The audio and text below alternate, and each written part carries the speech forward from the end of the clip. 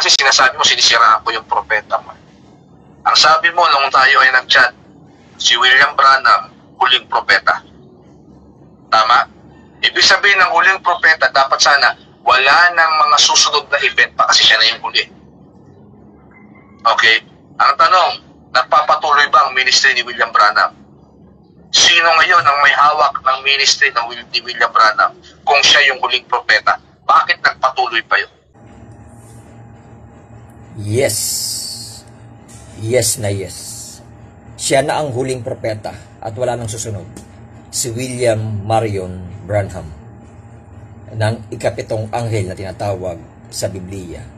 Mababasa iyan sa Revelation 10:7. Gaya ng sabi rito, kundi sa araw ng tinig ng ikapitong anghel, pagka malapit na siyang umihip, kung gayon ganap ng hiwaga ng Diyos ayon sa mabubuting balita na kanyang sinaysay sa kanyang mga alipin na propeta. Bakit mga? Kasi 7 sila. So kung sasabihin mo na may susunod pa, gaya ng sinasabi mo, na sino nagpatuloy kung wala nang susunod sa propeta, no? Sino magpapatuloy ng mensahe niya? Siya na ang pinakahuling propeta sa ating panahon. Siya na. Si William Marion Branham. Siya ang ikapitong anghel. Ang mababasa lang sa Biblia ay ikapitong mensahero o ikapitong anghel. Wala nang iba. Siya ang nagbukas ng hiwaga, no? Ang Diyos na nasa kanya sa Amos 3:7. Siya ang nagbukas ng hiwaga, no? Tanong, sino magpapatuloy? Yung kanyang ipinangaral pagbukas ng hiwaga, dadalo yan sa dulo ng panahon, sabi ng propeta, no? Sabi niya, wala naman ang aking katawan, no? At lumisan na, ang mensaheng ito'y dadaloy pa rin sa dulo ng panahon, no? Hanggang tawagin ang pinakahuling binhi. Tapos darating ang pag-agaw ayon sa sinabi niya. So siya ang mensahe niya isakop natin sa dulong panahon kasi wala nang ikawalong anghel. Hanggang 7 lang ang makikita sa Biblia, no? Tanong, bakit sinabi nito mga anghel, no? Sabi nito, kundi sa araw ng tinig ng ikapitong anghel, pagka malapit na siyang umihip, kung magagayoy ganap ng hiwaga ng Diyos ayon sa mabuting balita na kanyang isinaysay sa kanyang mga alipin na propeta. Bakit mga? Bakit mga? No? Dahil mayroon tinatawag na 7 kapanahunan. No? Mayroon tinatawag na 7 kapanahunan na ayon sa pangitain ni John. Sabi dito sa Revelation 1:8, ako ang Alpha at Omega, sabi ng Panginoon Diyos, ngayon at nakaraan sa darating, ang makapangyarihan sa lahat. Akong si Juan na iyong kapatid at iyong karamay sa kapigatian at sa kaharian at sa pagtitiis kay Jesus ay nasa sa pulo na tinatawag na Patmos dahil sa salita ng Diyos at sa pagtotoo ni Jesus. Ako'y nasa espiritu ng araw ng Panginoon ay narinig ko sa akin likuran ang dakilang tinig na tulad ng isang pakaka na nagsasabi. So may pakakak pala dyan sa bawat kapanahonan na yan. Ayan ang trompeta, no? Ayan ang trompeta sa bawat kapanahonan. Ang iyong nakita at isulat mo at sa aklat na iyong ipadala sa iglesia sa Episo 1, sa Esmirna 2, at sa Pergamos 3, sa Tiatira 4, sa Sardis 5, sa Philadelphia 6, sa Laodicea 7. So may tawag doon, mayroon palang 7 kapanahunan na iglesia sa bawat kapanahunan. No? So, tanong, ay ito. Sino ang mga mensahero sa 7 kapanahunan? Una, mababasa yan sa Revelation chapter 2, 1. Sa Epeso, ang pinadala ng Diyos ay si Pablo. Sa Revelation chapter 2, 8, sa Smyrna, ang pinadala ng Diyos ay si Irenaeus.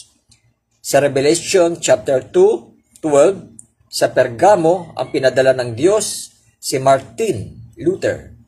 Sa Revelation 2:18, ang pinadala ng Diyos sa Tiatira, si Columba.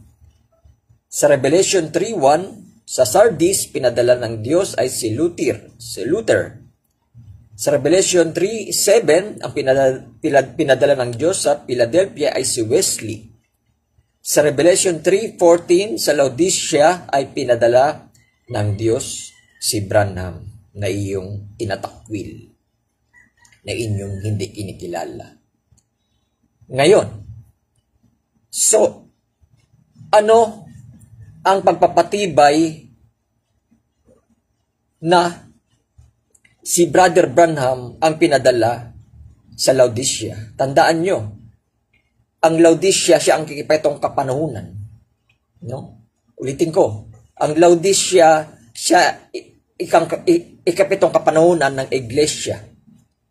No? Kung mabalakan natin ang Revelation 10:7, ang sabi rito ay ganito: kundi sa araw ng tinig ng ikapitong anghel, pagka malapit na siyang umihip, kumagayoy ganap ng hiwaga ng Diyos sa mabuting balita na kayang sinaysay sa mga alipin na propeta.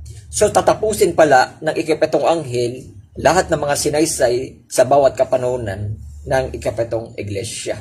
Ang hiwaga ay nabuksan na sa ikapitong anghel. Tanong, may nagsasabi, nasaan ang pangalan ni William Marion Branham sa Biblia? No? So, walang nababasa ang pangalan ni William Marion Branham sa Biblia, pero ang tanda niya ay pinahayag na ang kanyang ministeryo ng pag-ihip ng ikapitong anghel o ang hiwaga na nabuksan ay ang tanda sa kanya ay nakita at ipinahayag at binuksan ang selyo. Tanong, yung ikaapat na yung ikatlong Elias ba sa panahon ni Juan Bautista, nakilala ba agad nila nang si Elias ay dumating na? Alam natin mayroong unang Elias, ang original na Elias, at si Elias ay napunta doon kay Eliseo, no? At ikatlong Elias ay nandoon kay Juan Bautista, ang ikatlong Elias. Yung dumating si Elias, hindi rin siya nakilala, no? Ulitin ko. Nung dumating si Elias ay hindi rin siya nakilala sa kanyang panahon. No?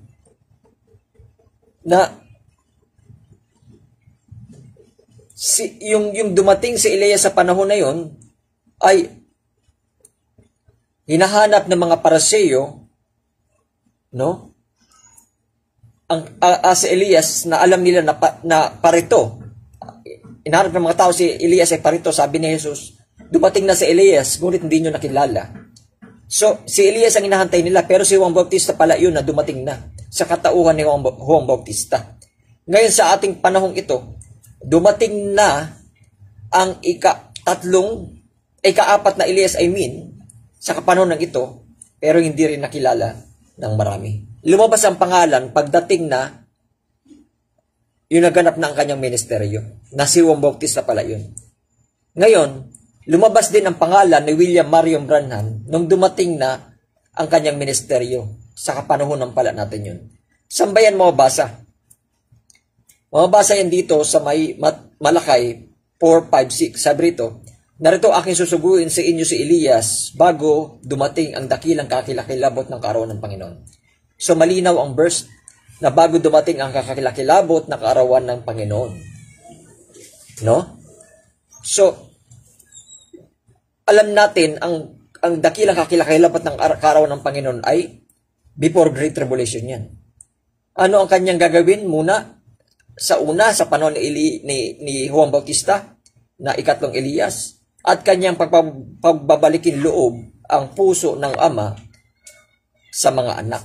So, galing sa Ama, pagbabalikin loob sa puso ng mga anak.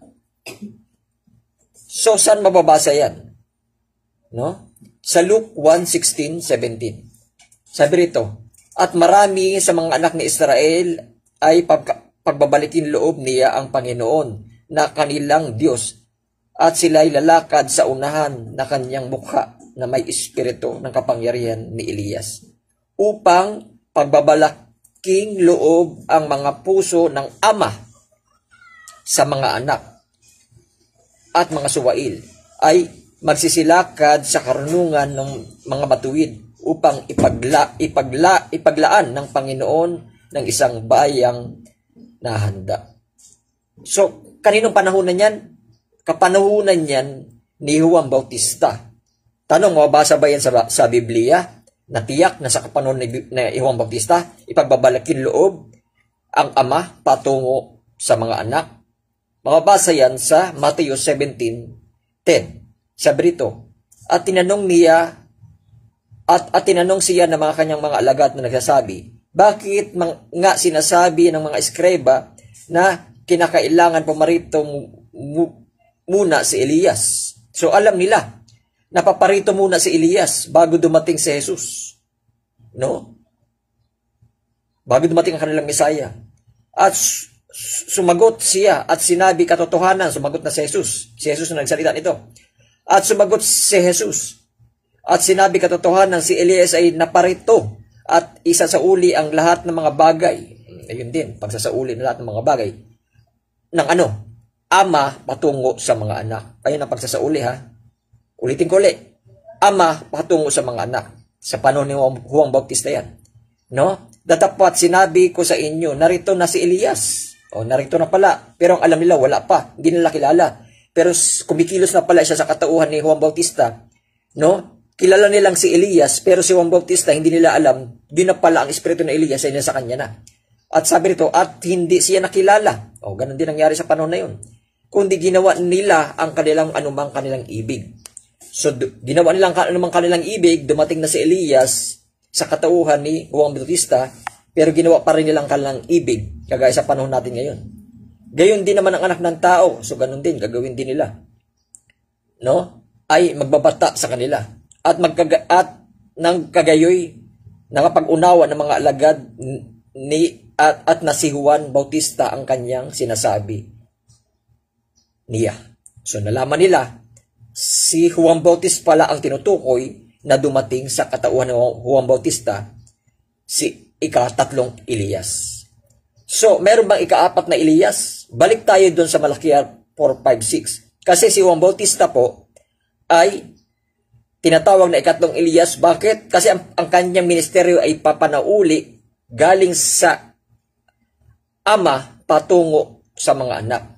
Kung mabalikin natin uli yung Malakias 4:5-6, sabi rito, narito aking susuguin sa inyo si Elias na propeta bago dumating ang kakilakailapat ng kaarawan ng Panginoon. At kanyang pagbabalikin loob ang puso ng mga ama sa mga anak. Ayon sa binasa natin kanina. Ayon ang panahon ni Juan Bautista. Tapos mayroon ditong may karugtong pa, at ang puso ng mga anak sa kanilang magulang. Ano raw? At ang puso ng mga anak sa kanilang magulang. So, hindi na yan nabasa sa Luke 1:16 at hindi na yan nabasa sa Matthew 17:1. Kaninong ministeryo yan? Ang papagbalikin loob, ang puso ng mga anak patungo sa kanilang magulang. Kabaliktaran naman. Ulitin ko sa panahon ni Juan Bautista, sasauli ang mga ama patungo sa mga anak. Yung karugtong naman, papanauli ang puso ng mga anak sa kanilang magulang. No? So sa madaling pagpapaliwanag pa, isa sa uli tayo sa original ng ating aral ni Kristo at aral ng Apostol Pablo. Bakit? No? Kasi dumating si ika-4 na Elias na ito na tinatawag sa binasa natin kanina sa Revelation 1:12 sa dulo, no?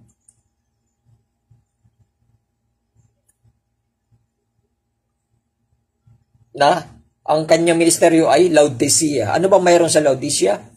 Malahininga na espiritu sa dulo ng panahon, sa ating panahon. No? Malahiningang espiritu. So, yun ang dahilan, ang kanyang ministeryo, ipapanauli ang kanyang aral sa ating unang magulang kay Jesus at kay Apostol Pablo. No? So, hinahanap nila ang pangalan ni William Branham. No? So, ayon sa tanda ng kanyang ministeryo, ay ginanap niya ang pagbukas ng hiwaga sa Revelation 10:7. Kundi sa araw ng tinig ng ikapitong anghel, pagka malapit na siyang umihip, kung magkagayoy ganap ng hiwaga ng Diyos. Ayon sa mabubuting balita na kanyang isinaysay sa mga alipin na propeta. Ganap ng hiwaga. No? Ganap ng hiwaga sa mga alipin ng propeta. Siya na ang ikapitong anghel, siya na ang dulo. Ayon sa binasa natin doon sa Revelation 1:8-12. No? Mayroong 7 iglesia, mayroong 7 kapanunan. At binasa ko na rito, sa 7 kapanunan, mayroong kanya-kanyang mga pinadalang mga mensahero. Sa Episo, si Paul, sa Smyrna, si Pergamo, sa Smyrna si Irenaeus, sa Pergamo si Martin, sa Tetrala, sa Columba, sa Sardis si Luther, sa Philadelphia si Wesley, sa Laodicea si Branham. Ayon sa kanilang mga tanda ng kanilang pinahayag sa bawat kapanahunan. So, ang tanong, sabi ng isang pastor, sabi ng pastor na ito, no? Ay, kung tawag doon, sabi niya, sino raw nagpatuloy ng mensahe ni Brother Branham? Dahil patay na siya. No? Kung huli na raw siyang mensahero. No? Ang sabi sa Revelation 10:7-8, sabi sa Revelation 10:7-8, ito ang sinasabi rito. Sa Revelation 10:7-8,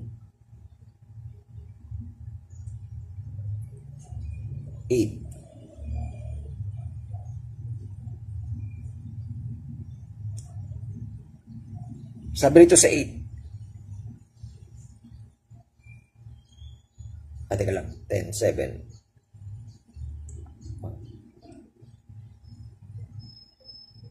Sa 7 muna tayo ulit. Kundi sa araw ng tinig ng ikapitong anghel, pagka malapit na siyang umihip, kung ganap ng hiwaga ng Diyos, ayon sa mabuting balita na kanyang sinaysay sa kanyang alipin, mga alipin na propeta.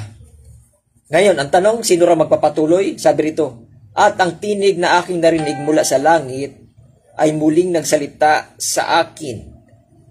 Nagsabi, humayo ka, kunin mo ang bukas na aklat.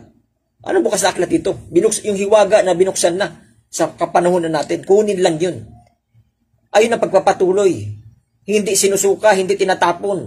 Ang ginawa nito mga pastor na ito, pinagtatapon ng hiwaga, tapos kung sino, ang tinanong nilang, sino magpapatuloy? Hindi pagpapatuloy ang ginagawa niyo, pagwawasak.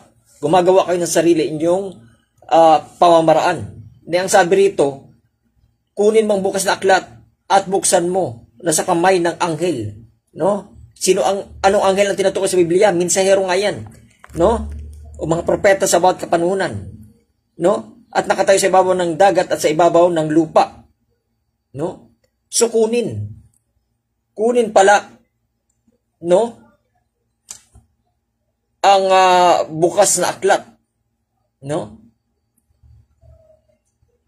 na pinahayag sa ating kapanahunan, no? Ngayon, anong gagawin natin pag kinuha natin ang bukas na aklat, no?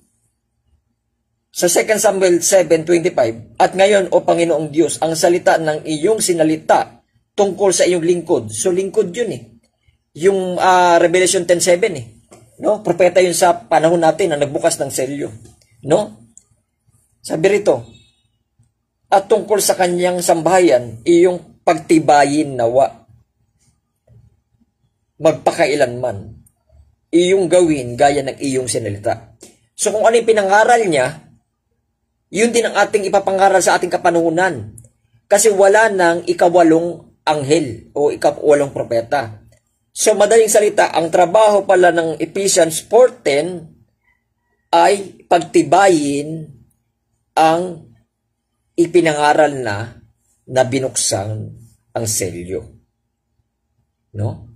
Dahil wala nang major prophet sa huling kapanahunan ito, no? Mayroon minor pero major wala na. Ang trabaho ng mga bagay ng Ephesians 4:10-12, no? Nang pinagkalooban siya ng iba'y mga apostol, ang iba'y propeta at iba'y ebangelista at iba'y pastor at guro sa ikasakdal ng mga banal sa gawain paglilingkod sa ikatibay ng katawan ni Kristo. Ang trabahong ito ay pagtibayin lamang ang na ipahayag na. No? So, bakit? No? Wala na pong susunod na propeta. No? Dahil ayang sinabi sa Malakay 4:5-6, narito aking susuguin sa inyo si Elias bago dumating kakilakilabot na kaarawan ng Panginoon. Kanyang pagbabalik loob ang puso ng ama sa kanilang mga anak sa panahon ni Bautista yan. Ito naman sa panahon ni William Marion Branham na ika-apat na Elias. At sa puso ng mga anak sa kanilang magulang, baka ako'y dumating at saktan ko ang lupa ng sumpa. So yun na pala ang pinakahuli. No? Wala na pong susunod. Meron mang ikalimang Elias, pero doon na yun sa tawag doon sa Moses and Elijah sa dalawang saksi, no? Doon yun sa panahon sa Israel, no? Upang ibalik ang kaligtasan sa kanila, upang ipakilala pagtapos ng kaligtasan sa mga hintil, no? Babalik mo lang espiritu ni Elijah sa ikalimang pagpaparito, no? Sa katauhan na kasama si Moses and Elijah para ipanauli, ibalik ang mga Israel, no? Ang kaligtasan sa kanila, no? Pagtapos ng kaligtasan sa mga hintil. No? So, malinaw. Mayroon pong minsahero sa huling araw na to, no? Na yun na nga ang pangalan niya, si William Marion Branham. Bakit? Siya ang gumanap ng pagsasauli ng galing sa anak patungo sa ama. Dahil siya ay kanyang mensahe ay sa panahon ng Laodicea, no? O malahiningang kapanahunan. Nakakalungkot lang isipin, hindi ito pinapaniwalaan ng mga relihiyon, no? So,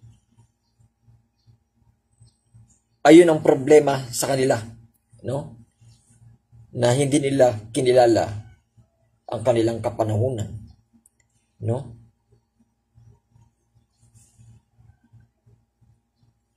Hindi nila nalaman, ayun ang katuparan ng Mateo 25:31. Darating, sabi to, datapwat paparito ang anak ng tao na kasama ng narito ang anak ng tao na sa kanyang kaluwalhatian na kasama ng kanyang mga anghel. Yung anghel dito tinutukoy, yung mensahero. Yun binasa natin kanina. Kung magagayoy, luluklok siya sa luklukan ng kanyang kaluwalhatian. So, basahin natin uli yung, bago natin ituloy pagbasa niya, basahin natin uli yung Amos 3:7. No, luluklok daw sa kanyang kalulatian. Basahin natin, buksan ko rito sa para mas hindi ako mahirapan. Amos 3:7.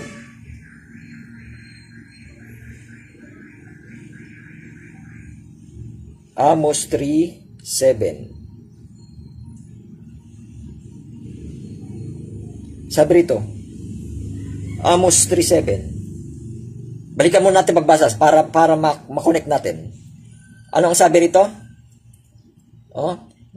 Sa Mateo 25:31, datapwat pagparito ng anak ng tao na sa kanyang kaluwalhatian, nakasama niya ang lahat ng mga anghel. Bakit lahat?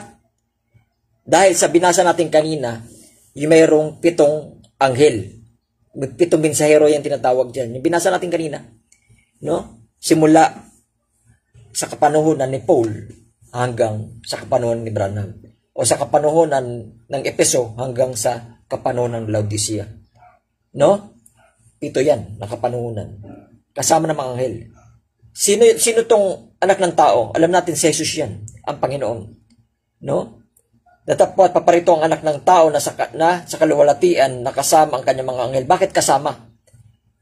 Ugnay yan dito sa Amos 3:7, tunay ang Panginoong Diyos walang gagawin kundi kanyang ihayag ang kanyang lihim sa kanyang lingkod na propeta. Yang kasama niya ang anghel, ang kanyang kaluwalhatian doon sa lingkod ng propeta. At liyon umuungal, sinong hindi matatakot? Ang Panginoong Diyos nagsasalita, sinong hindi manghuhula? Siya palang magbubukas. Ang Panginoon pa rin doon sa kanyang mga anghel, kasama ng mga anghel. No? At titipunin sa harap niya ang lahat ng mga bansa at siya'y pagbukod-bukod din niya na gaya ng pagbubukod-bukod ng mga pastor sa tupa at mga kambing. At tilalagay niya ang tupa sa kanan, dadapwat sa kaliwa ang mga kambing. Kung magagay sasabihin ng hari na nga sa kanan niyang, magsiparito kayo, mga pinagpala ng mga ama, manahin ninyo ang kaharian na kahanda sa inyo, buhat ng maitatag ang sanlibutan. No? Bakit?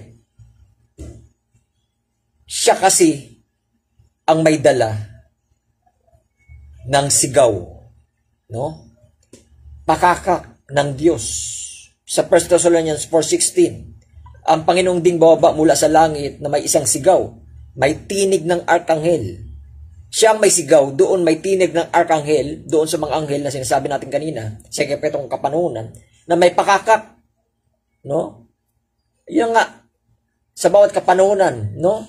Mga hiwaga na binuksan, no? Ng Diyos na nangamatay kay Kristo ay unang mga bubuhay na muli.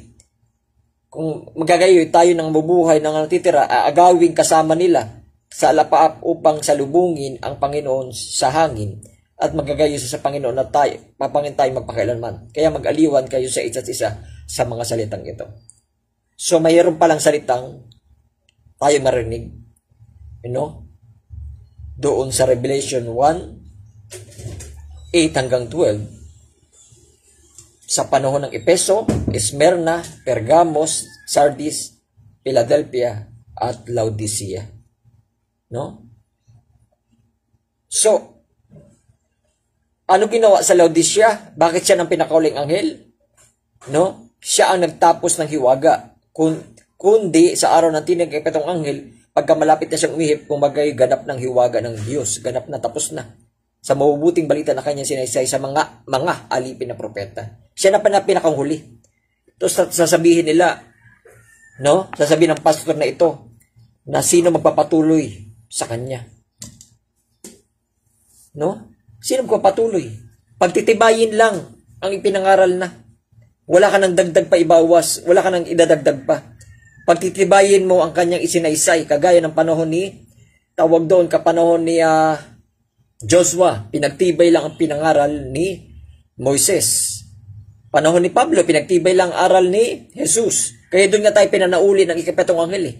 Ibalik sa aral ng ating unang magulang kay Jesus Kristo at kay Pablo. Napanauli tayo.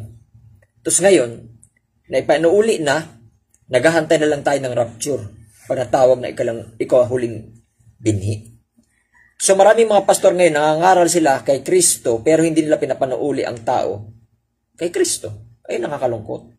Nangangaral sila para kay Kristo, nag-iibanghili sila para kay Kristo, pero hindi nila kinikilala ang bawat kapanuhunan na pinadala ng Diyos sa propeta.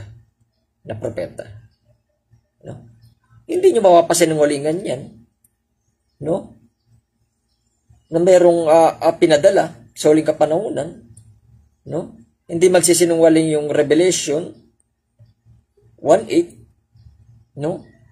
Ako ang Espiritu ng Panginoon, narinig ko ang sarklukan ng dakilang pakakap na nagsasabi, at yung nakita, isulat mo sa aklat ng ipadala mo sa Episo, Esmerna at Pergamo sa Teria at Philadelphia at Laodicea. No? Ayan ang kipatong kapanuhunan. No? Na hindi kinilala ng mga relihiyon nito. Kinikilala nila ang fivefold ministry, pero hindi nila kinikilala ang 7 mensahero na nasa Bible naman. Kasi ang intindi nila sa pakakak talagang literal na trompeta. No? Hindi nila alam ang trompeta ay mensahe sa huling kapanuhunan o pakakak ng Diyos, no? O yung hiwaga na nabuksan. No? So, ulitin ko, gaya sinabi ng Biblia kanina, si Juan Bautista, nakilala na siya, yung dumating ng kanyang ministeryo. Si Brother Branham, napagtibay na siya pala yun, ang gumanap ng ikapitong anghel, yung dumating ng kanyang ministeryo. No? So,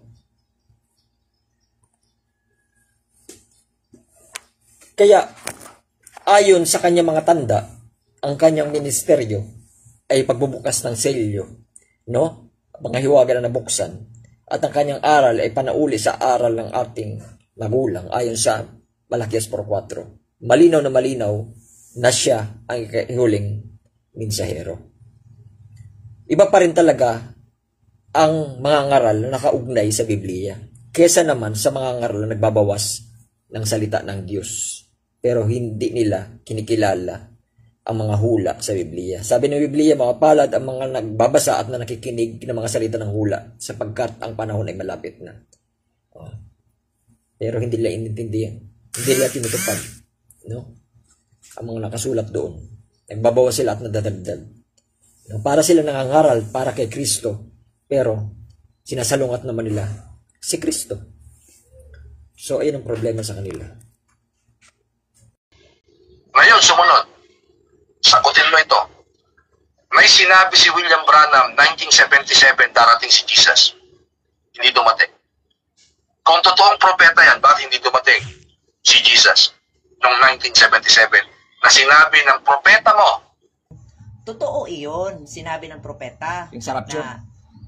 Na mag-rapture or ma-end or darating si Lord sa 1977. Pero, ang sinabi ng propeta, hindi ang Diyos ang nagsasabi.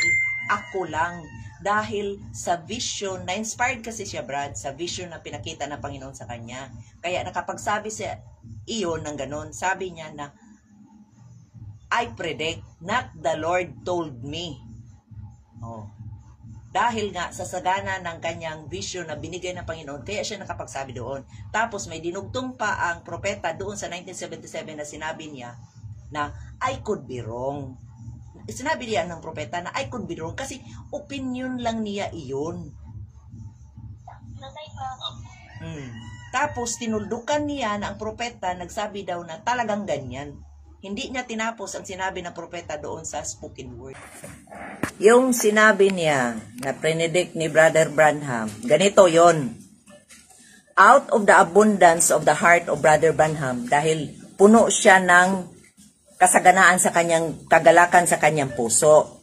Ang sinabi doon ni Brother Branham, sinabi pa niya iyon ha, I predict myself.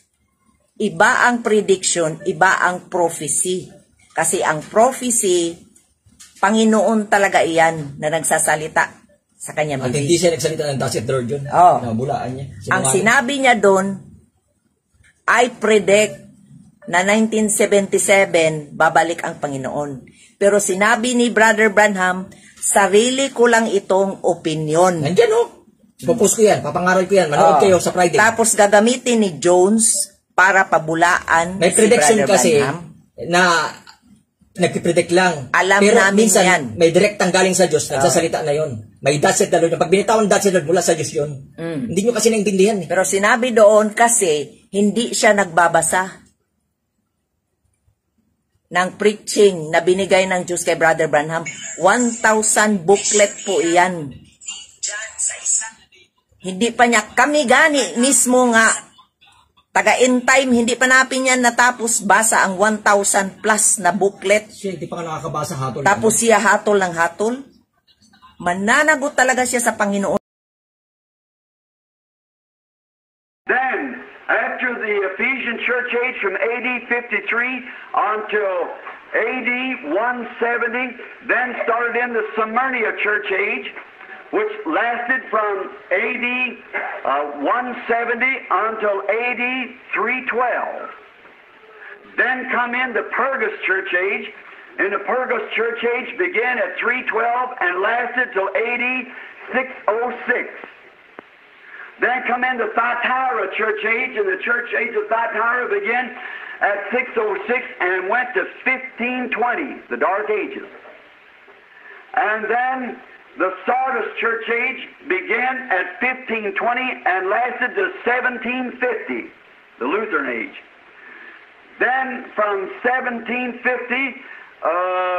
the next age coming was the Philadelphian, Wesley age. That began at 1750 and lasted till 1906. And at 1906, the Laodicean church age set in, and I don't know when it'll end. But I predict it'll be done by 1977. I predict, not the Lord told me, but I predicted according to a vision that was shown me some years ago that 5 of those things out of the 7 has already taken place. About how many Laodicean church started in AD 1906. I predict. Now remember, predict, especially you listen at the tape. I don't say it will be, but predict that it will end by 1977. That the church will go completely into apostasy and she'll be ousted out of the mouth of God. And the second coming or the rapture of Christ might come anytime. Now I can miss that a year, I can miss it 20 years, I can miss it 100 years. I don't know where, but I just predict that.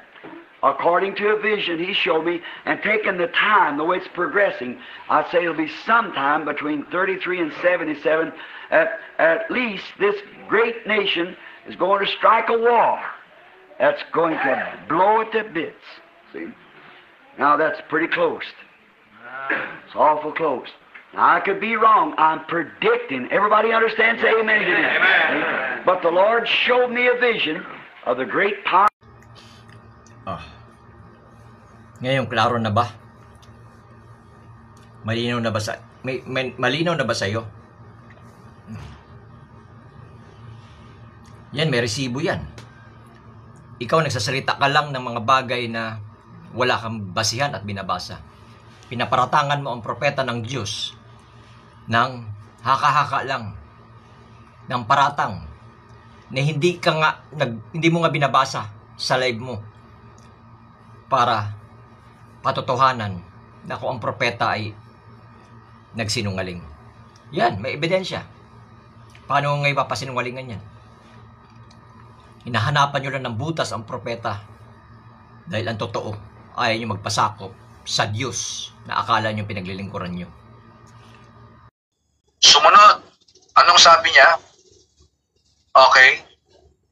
Si Jesus, begotten son. Siya ay beginner son. Okay. Yun ang sabi.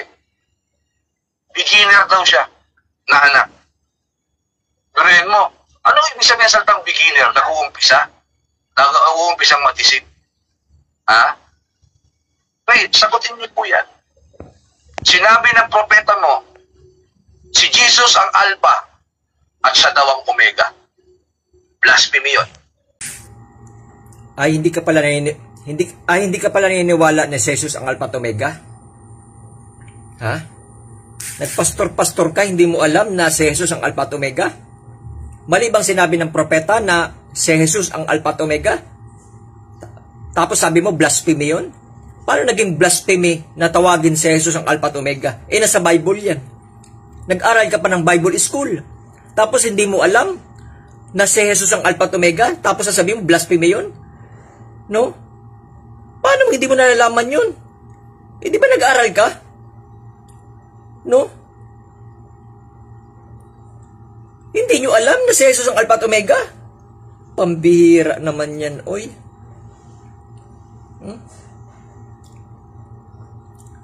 Gusto pakita ko sa yung versikulo na yan? Na si Jesus ang Alpha at Omega? Sige, basahin natin. Sige. Basahin natin.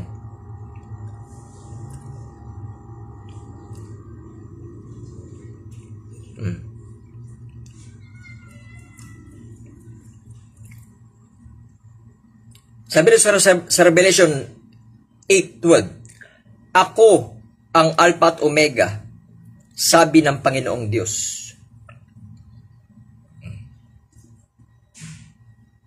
Ibig sabihin, si Jesus pala, hindi mo kinikilalang Alpha at Omega. Kaya tingin mo, blasphemy si Brother Branham. Blasphemy ka nga rin kay Jesus eh. Blasphemy ka nga rin sa Diyos eh. No? Sino ba ang magpakailanman? Ha? Palagay mo sa ibang verse na sinasabi. Sino ba yon? Sa darating at sa huli. Sino ba yon? Di ba si Hebrew 13:8, Jesus Christ the same yesterday, today, and forever? Ha?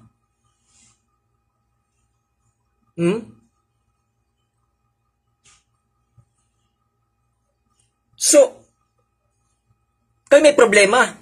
Ibig sabihin, mismo nga si Jesus hindi nyo kinikilalang Alpha at Omega.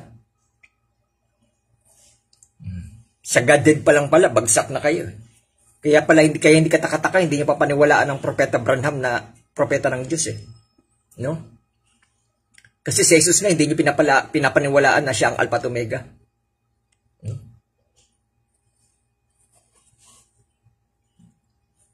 Grabe.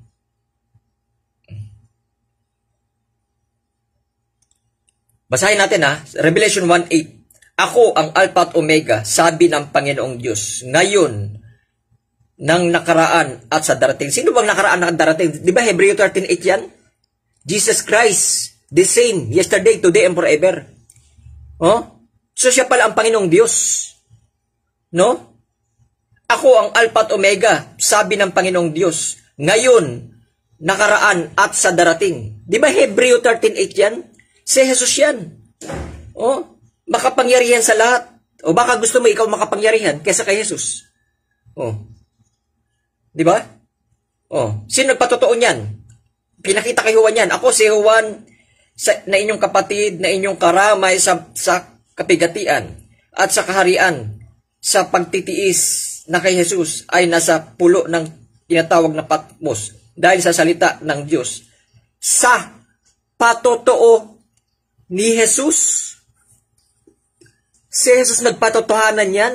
Tawag ng tawag kayo kay Jesus, pero si Jesus nagpapatotohanan yan, tinatanggihan nyo. Sinong Diyos ang tinatawag nyo? Grabe. And let you get so awfully stuffy in the building. Now, I want to continue to speak about our Lord and His ministry today.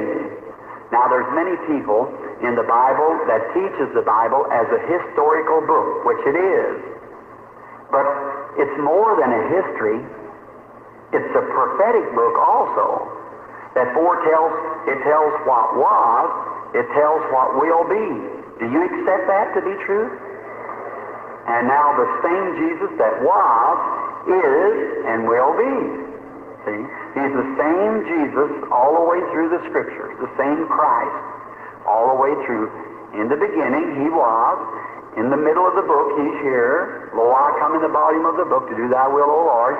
And in the end, he is Alpha, Omega, the beginning, the ending, he which was, which is, and shall come, the root and offspring of David, the morning star, the rose of Sharon, the lily of the valley. Why, that's just him, isn't it? He's Emmanuel. He's both the root and offspring of David. See? Now, his ministry carries on. Alam nyo kung bakit di kayo naniniwala? Alam nyo kung bakit di kayo naniniwala sa mensahe ng propeta?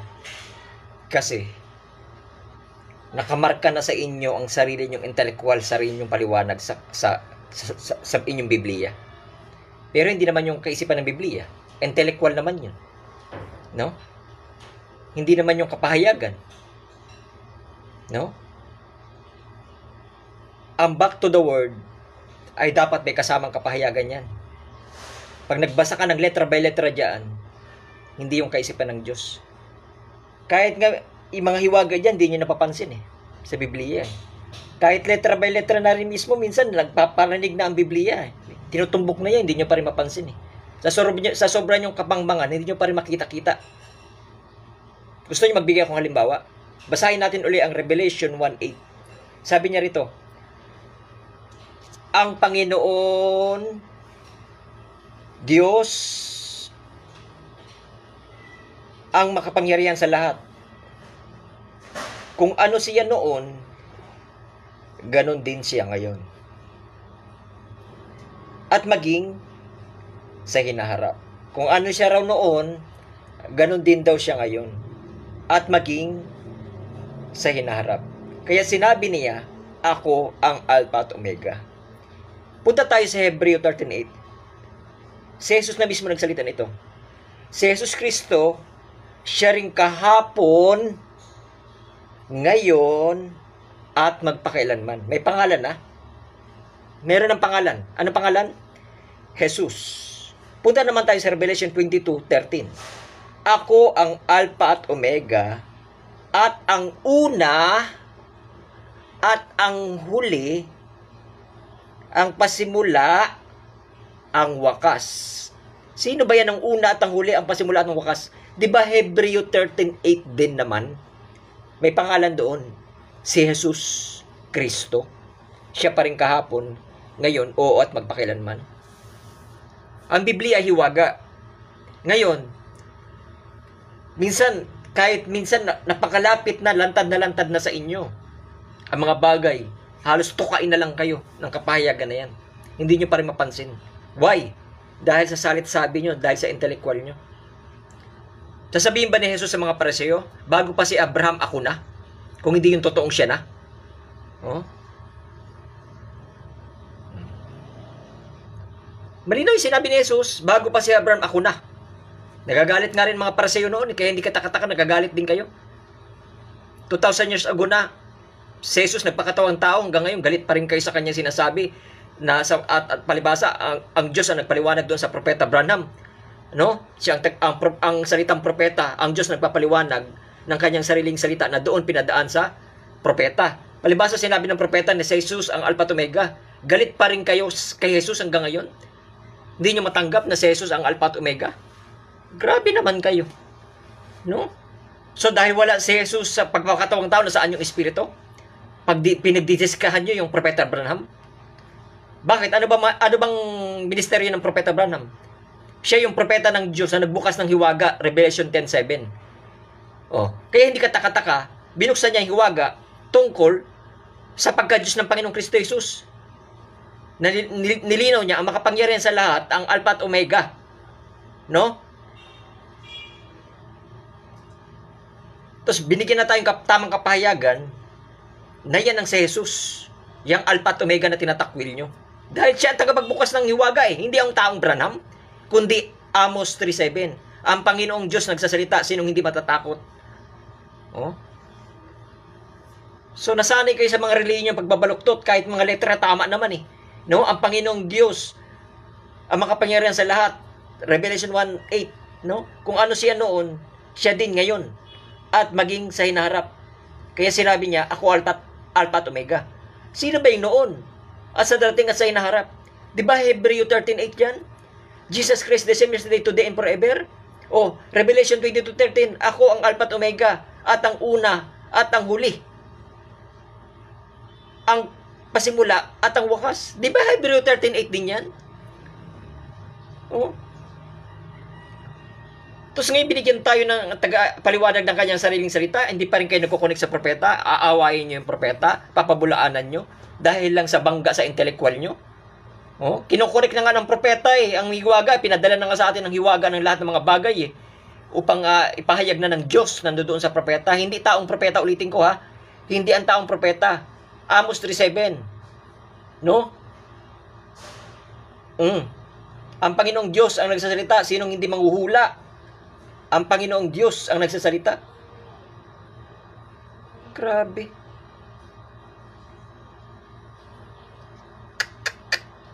Sobra namang kamangmangan yan. Ang dami kong pwedeng i-expose ng maling aral ni William Branham na marami siyang mga prophecy na hindi nagkatotoo. Ano ka mo? Maraming prophecy ang propeta na hindi nagkatotoo. Hindi ba aral mo ang chip in the shoulder ay may kinalaman sa marka ng hayop? Hindi ba yan ang turo ng propeta? No? Nahula niya sa darating. Ang sabi niya rito, 1957, ang ikalawang pagparito ng Panginoon, wala na natitira na pag-asa para sa simbahan sa labas ng ikalawang pagpaparito. Ang mundo sa kanya mabangis na pandemonyak, naganap wala ng kontrol. So ano yun?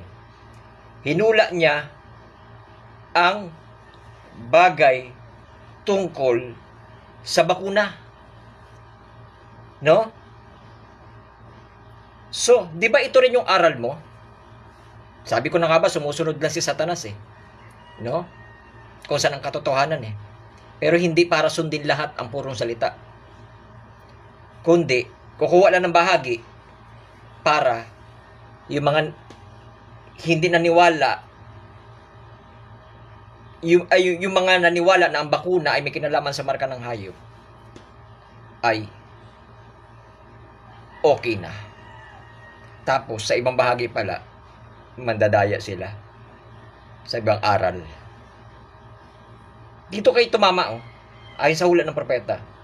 At sila ay at sabi niya rito, sa 1954, naglaan ng paraan ang Panginoon, ang Diyos. Sabi niya rito, sila sa pakikidigman ang Mercurio, ang mga sakit na iyon ay sasabog sa mga tao, nahulog sa lahat ng walang bautismo na banal na espiritu. Ngunit sa anghel, kung sino na mamahala sa mga salot na ito, ay bibigyan ng utos na huwag hawakan ang sinuman kanino ang may marka. Bakit gaano karami ang uri ng mga guro na kailangan natin maging mga kapatid upang makuha ang iglesia, upang maging nasa kondisyon ng immune? Masakit ang aking braso. Yun mula kung saan itinurok ng doktor ang karayom upang subukan akong insulate mula sa yellow fever at iba pa. At sinabi ko sa kanila, hindi ko ito kailangan. O, di ba pareho tayo dyan, hindi natin kailangan yan. Ngunit sabi niya rito, ngunit sabihin ko sa inyo kung ano ang gagawin ng Diyos. Ang Diyos ay kukuha ng isang serum at ito ang banal na espiritu. Dapat yun pala ang kinuha. No? Bakit? Nahula na kasi ng propeta yan. 1962 ang susi sa pintuan, ang title. Sabi niya rito, araw at gabi sila gagawa ng maghahanap ng bakuna.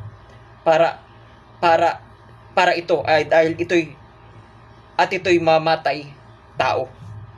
No? Bakit? Bakit mamamatay tao yan? No?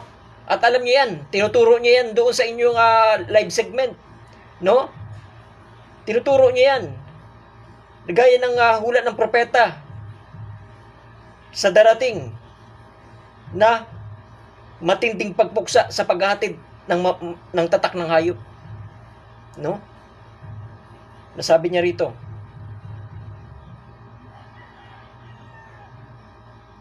no?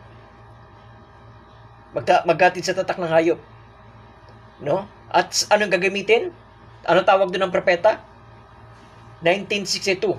ang pagwawakas ng panahon ebanghelyo, isang bagay na katakdang mangyayari kapag nakita mo na ang isa sa chip sa kanyang balikat. So, pareho tayo ng aral dyan. Chip, ang bakuna ay may kinalaman sa marka ng hayop. Chip, no? Pinagtibay pa na sa 1965, ang preaching na ang title naman ay pagpili ng isang nobya. Iyan ang eksaktong katotohanan. Maaring hindi na ako mabubuhay upang makita ito. Naniniwala ako, makikita ko nga, ngunit kayong mga kabataan, tandaan nyo, makakarinig kayong ministro magsasabi niyan sa katapusan. At iyan ay tatak ng hayop. Ang alin? Yung chip in the shoulder o yung bakuna. So, sasabihin nyo, hindi natupad ang hula. Niyan naman yung tinuturo mo. Bakit? Pareho tayo ng aral doon. Pero magkaiba naman tayo sa ibang bagay. Si Satanas kasi bubuntot yan. Magkasabay na tumatakbo ang marka ng Diyos at marka ng hayop. Maaring hindi ka tumanggap ng bakuna o chip in the shoulder sa literal na marka ng hayop. Pero may marka ka ng hayop sa espiritu. Kala nyo ba ang pagtanggi sa salita hindi pa rin marka ng hayop? Nagkakamali kayo dyan. Marka pa rin ng hayop yan. No? Anin yung pure blood kayo, pero hindi naman kayo pure heart at saka pure word. No? Walang laman tagapagmana, laman at dugo. Iiwan sa alabok. Pero yung espiritu, no, yung katawan, papalitan ng glorified body, kung hindi ka sakdal sa espiritu, paano ka makukuha sa pag-agaw? Ngayon, bakit nga ba pumapasok mga ganyan? Kahit na tama na sana sa isang banda, pareho na sana kami ng aral. Kasi sabi dun sa Acts, no? Maglalabasan din sila sa kasamahan ninyo. No? Yung mga lobo na yan. So sasabihin nyo, maraming mga bagay hindi natupad ang hula ng propeta. Oh? Yung tawag doon, yung pagkasunog sa California, binasa ko na yan dito. At hindi pa yan. Mangyayari pa lang paglubog ng California.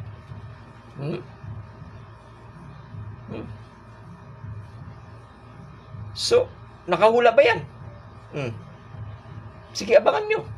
Mahilig kayo sa to believe, di ba? O sige. So, ano pang bagay na nangyari?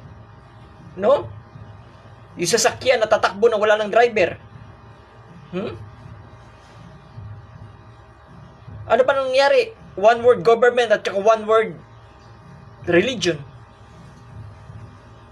Ano pa maraming mga bagay hindi natin kayang isa-isahin yan. No?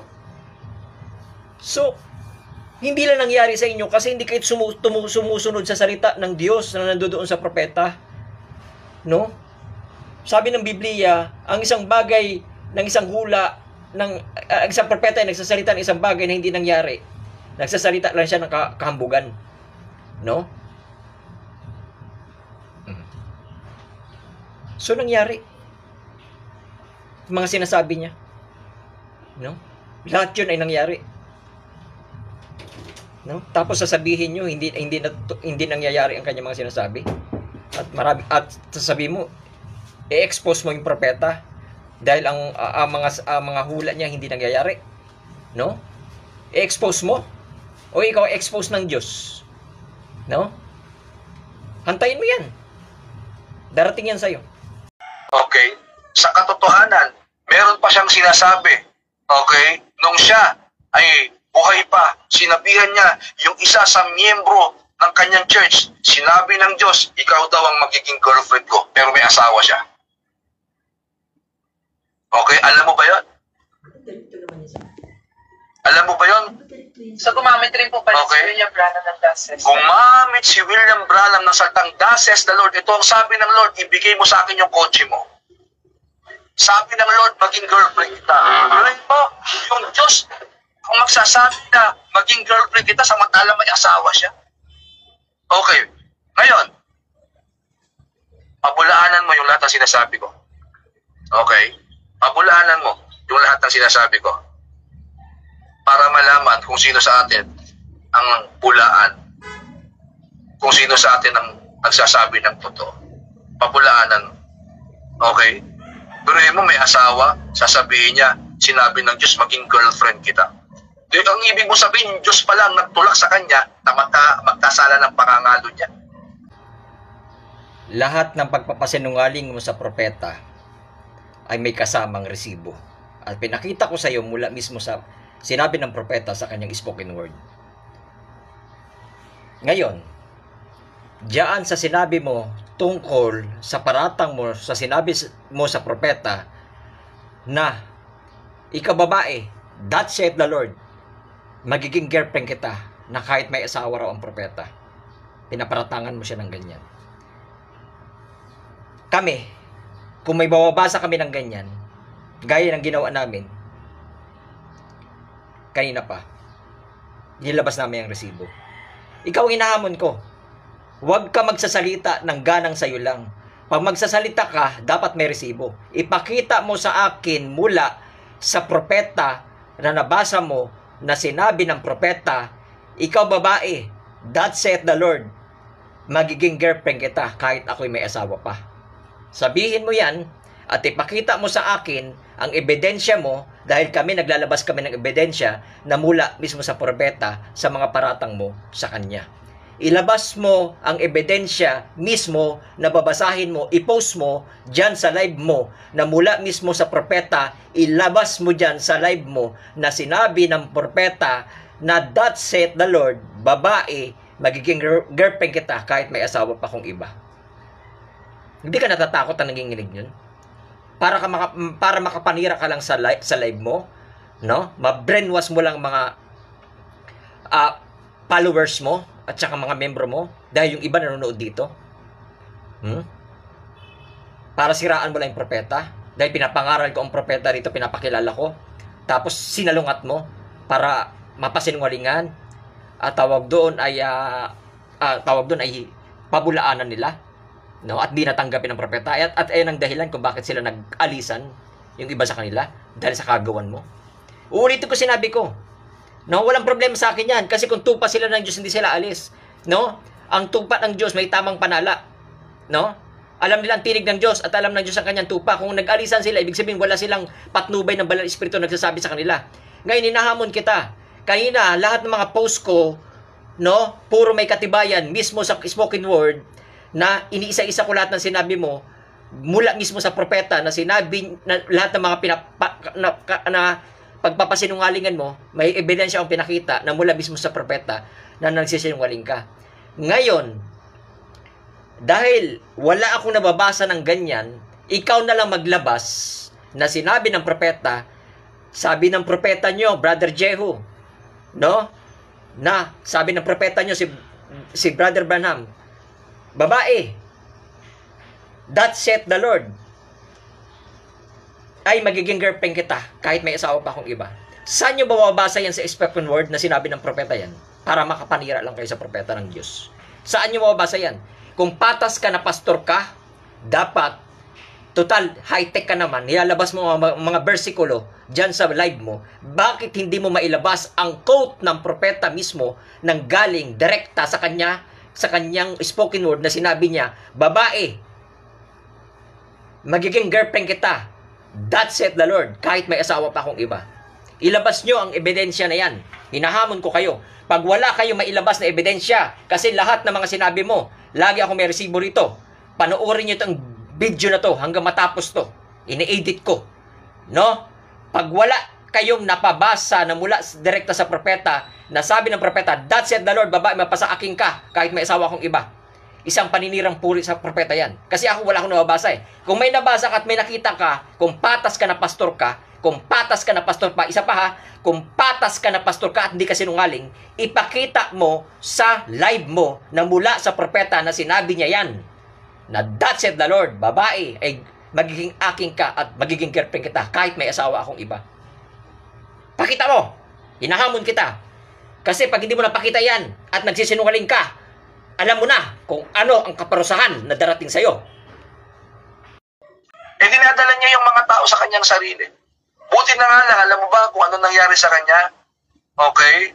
Sa kanyang biography.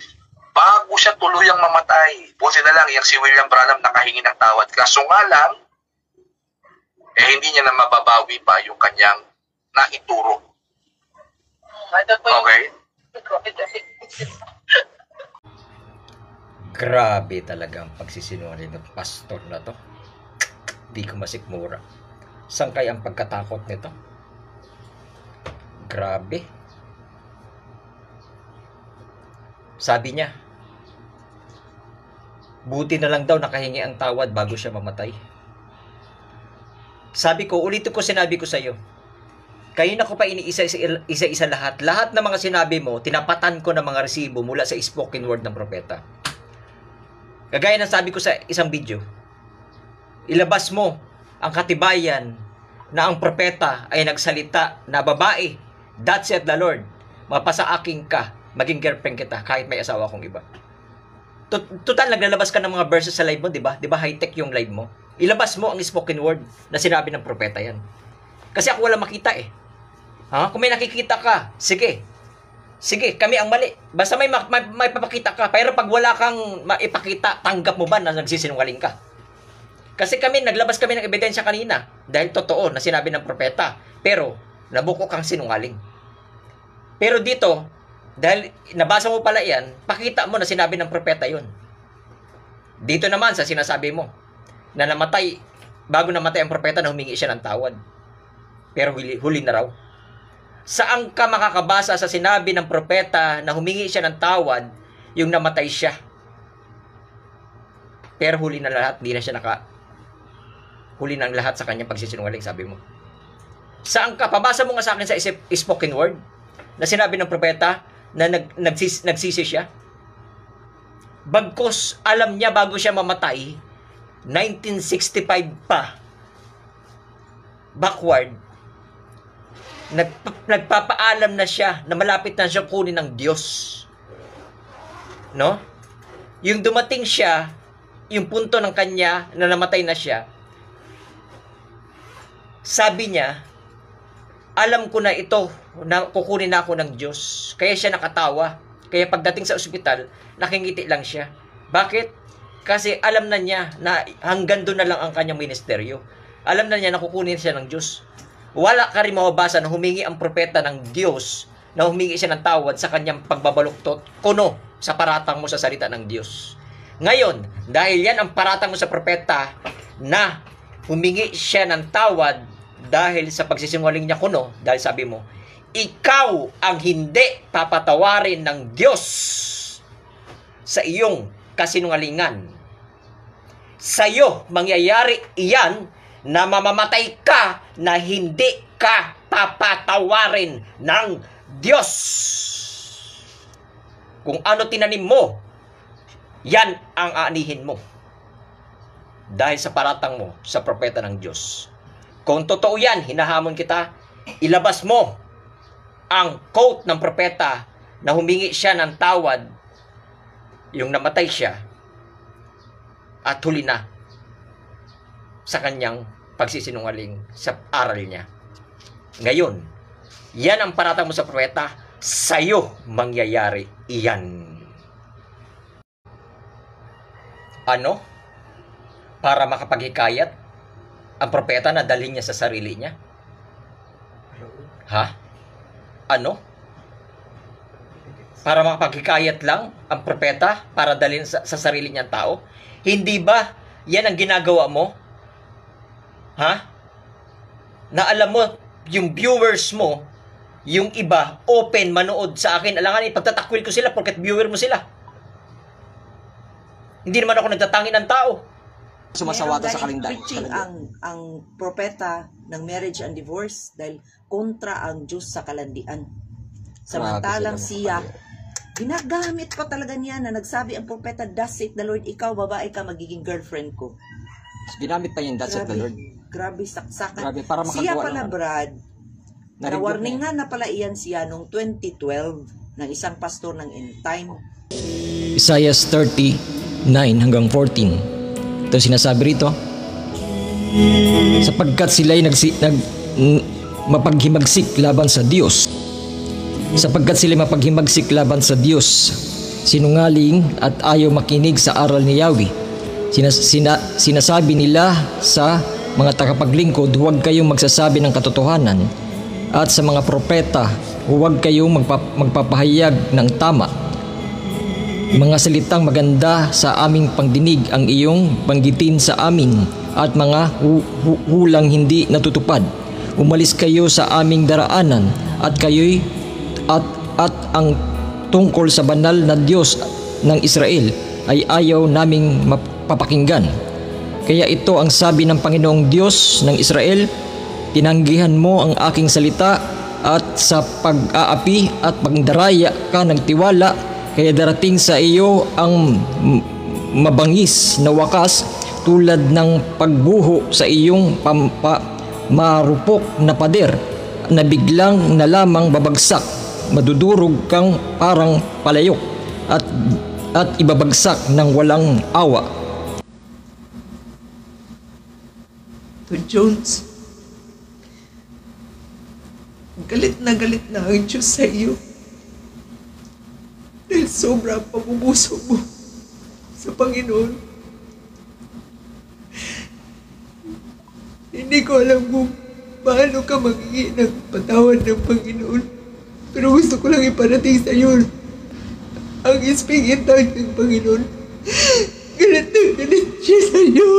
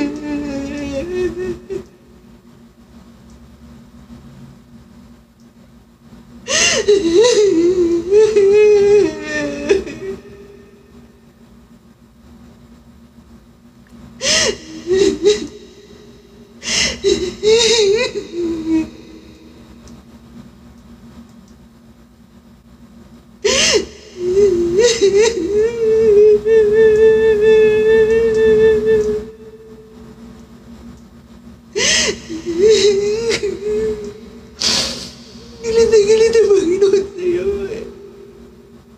Sobrang galit ng Panginoon sa iyo. Sa iyong pamumuso.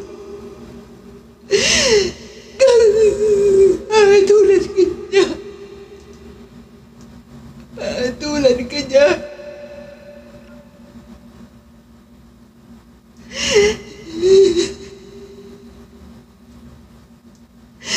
Sobrang pamumuso mo sa Diyos.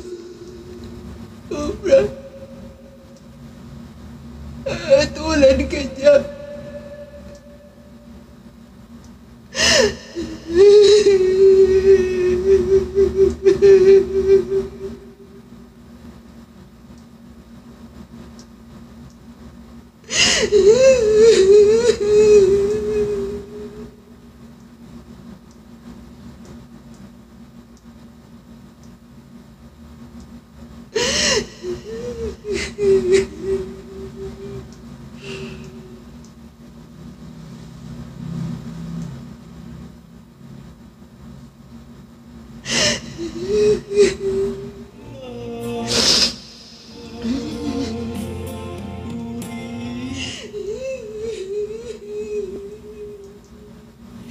Huwag po kayo masara na mamumuso sa Panginoon.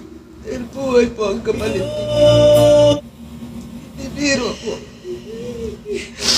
Hindi biro po magbitiw kayo ng masasamang salita sa Diyos sa kanyang totoong lingkod. Dahil ikakamatay niyo po iyon.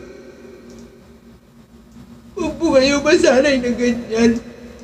Dahil hindi po kayo patatawarin ng Panginoon. Hindi. Banal po ang Diyos. At ang lahat ng noon niyang lingkod ay pinabanal niya, kaya hindi niyo siya pwedeng galawin. Kung nasanay kayo sa inyong pagkaministro na wala na kayong galang sa Panginoon, pati sa pulpito ninyo nagsisinungaling kayo,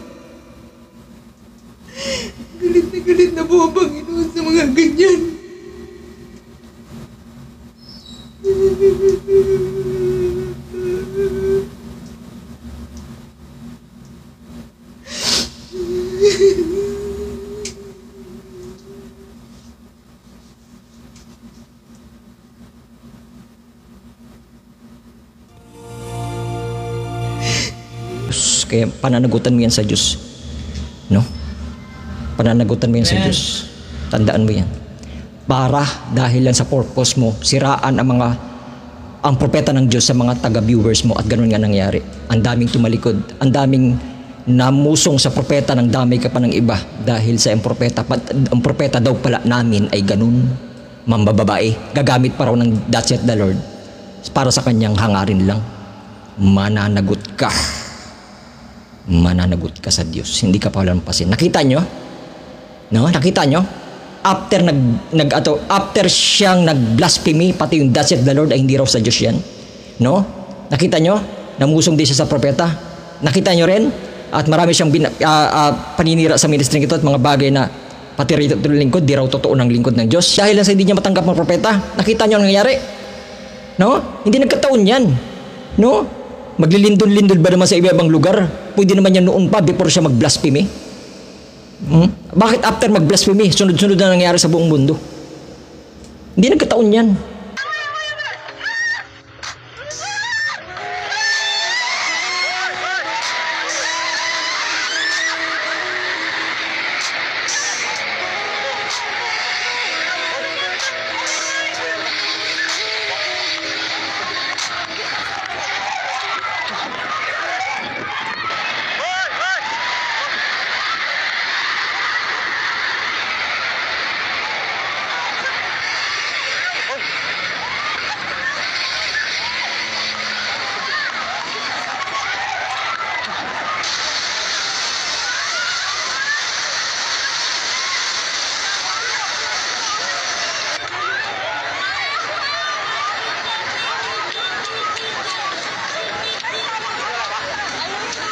Proverbs 1:24, sapagkat ako'y tumawag at kayo'y tumanggi, aking inunat ang aking kamay, walang nakinig kundi inyong iniwi sa wala ang aking buong payo.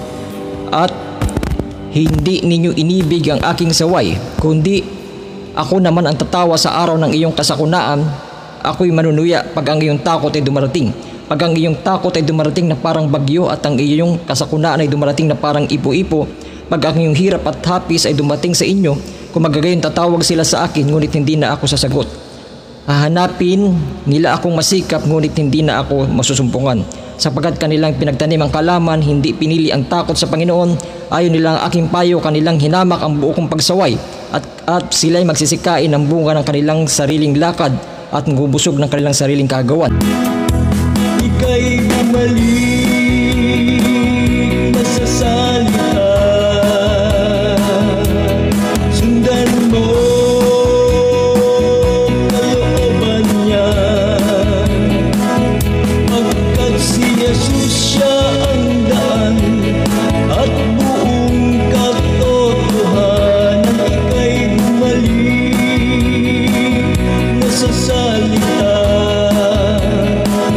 At siya'y sambahin sa Espiritu.